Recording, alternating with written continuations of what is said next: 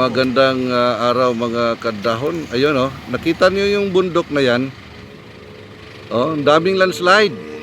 Yun yung bundok na yan nagkaroon ng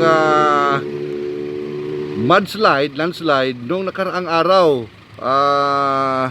dito sa Makilala, North Cotabato, no? So kung mapapansin nyo, sa lawak pa naman ng bundok na yan, yan oh. Oh. Yeah, ito yung bundok na kumbaga sa likod niyan nandun yung Mount Apo. Bali, ito yung area kung saan nung nakaraang December yung kasagsagan ng malalakas na lindol, apektado itong area na to. Kaya nung kasagsagan ng malakas ng ulan, bumigay yung bahagi ng bundok na yan. Ayan oh. At saka rumagasa yung napakalakas na landslide papunta dito sa bahaging ibaba na portion, no, ng New Balatucan Municipality of Makilala in North Cotabato. Ipapakita ko sa inyo maya-maya yung river, yung Sapa, kung saan doon dumaan yung mudslide galing sa bundok na yan. Okay? So, tingnan natin yung tulay kung saan nandoon yung Sapa na dinaanan ng mudslide na galing sa bundok na yan. Okay. Sinasabi ko sa iyo na ilog dito sa New Balatucan sa Makilala, North Cotabato. Kung titingnan natin, ayun oh, yung mga punong kahoy, galing yan doon sa sinasabi ko na bundok na nagkaroon ng malawakang landslide nung nakaraang araw. Ayan o. Kumbaga, pumatong yung mga truso, yung mga kahoy, mga puno na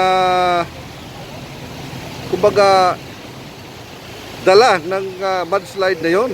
No. Ito, inayos ng kontraktor ng tulay na ito. Tamang-tama, mayroon silang mga equipment ngayon kasi ayusin itong tulay na ito. Binigyan nila ng daan yung tubig, bago lang. Ayan o, ito yung ginamit na dalawang backhoe. Yan, para mayroong dadaluyan yung tubig na galing doon sa bundok. Ayan o, kung makita nyo, mapapansin nyo, medyo mabilis yung tubig na dumadaloy. Dala ng binigyan nga ng daan ng dalawang backhoe na ito yung tubig, no? Ayan, kasi yung mga bato na yan, kung makikita niyo na sa gilid, yan ang ginawa ng backhoe, isinantabi. Yun ang nakaharang dito sa river na ito. O yan oh. At yung bakas ng dala ng mudslide, yung baha, no? Tingnan mo dun sa unahan, tingnan natin, oh. Ayan, oh. Yan, ang laki ng pinsala. Yung mga bato, malalaking bato, yan, mga boulders. Biruin mo, pati yung mga boulders, parang naano din, no? Dala ng sa lakas ng baha. Or siguro yung mga boulders na yan, galing din doon sa bundok. Kumbaga, gulong-gulong, papaba. Dito, oh, mayroon pa ngang puno, yun oh, nakita niyo yung puno na yan. Yan oh. Nakaharang doon sa Sapa, no? Yan. Buti na lang medyo taas itong tulay na ito na kinatatayuan natin at hindi ito naabot. Biruin mo yung volumes ng mga bato, yung mga boulders doon sa ilalim, ayan. Saka mapapansin nyo, tingnan mo yung flood control, ang daming gas-gas. Yan. Oh, yun. Yun ang bakas na, kumbaga, saka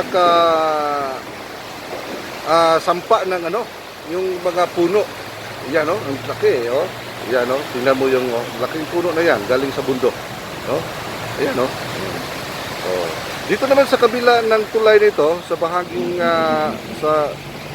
sa isang bahagi ng tulay nito, ongoing yung pag-clear ng backhoe, ng heavy equipment para magkaroon ng daanan yung tubig. Ayan o, makikita nyo. Ang laki ng mga boulders. Ayan oh. Tingnan mo yung bako. Ayan. Kumbaga binibigyan niya ng daan yung tubig. Ayan.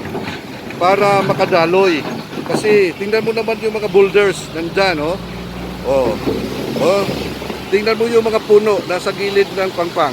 Ayun. Oh. Yung sa flood control. Oh. Umapaw nga. Yan yung mga silt. Nandun pa nga yung mga silt. Oh. Yan yung mga lupa. Ayan oh. Galing sa bundok. Yung mga punong kahoy. Ayan. Mga truso. Ayan. Hanggang doon. Ayan oh.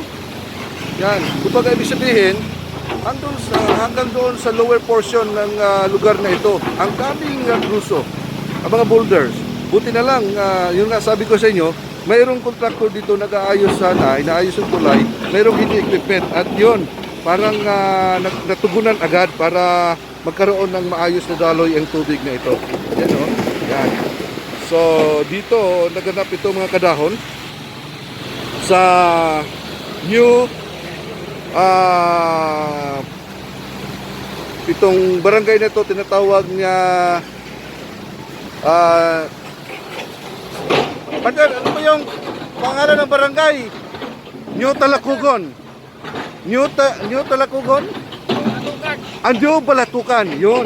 New Balatukan. Municipality of Bacilala, North Cotabato. No? Yan. Kumbaga, kung iisipin natin, pag wala tayong ginagawa sa ating kalikasan, naku mga kadahon, ano kayang mangyayari sa ating mga kababayan? Napakahirap at masaklap. Buti na lang may mga puno pa rin kahit papano. Yan, laking puno na yan, no? Pero hindi siya na tinag, no? Kahit anong lakas ng baha nung nakaraang araw dahil sa laki na nga ng puno.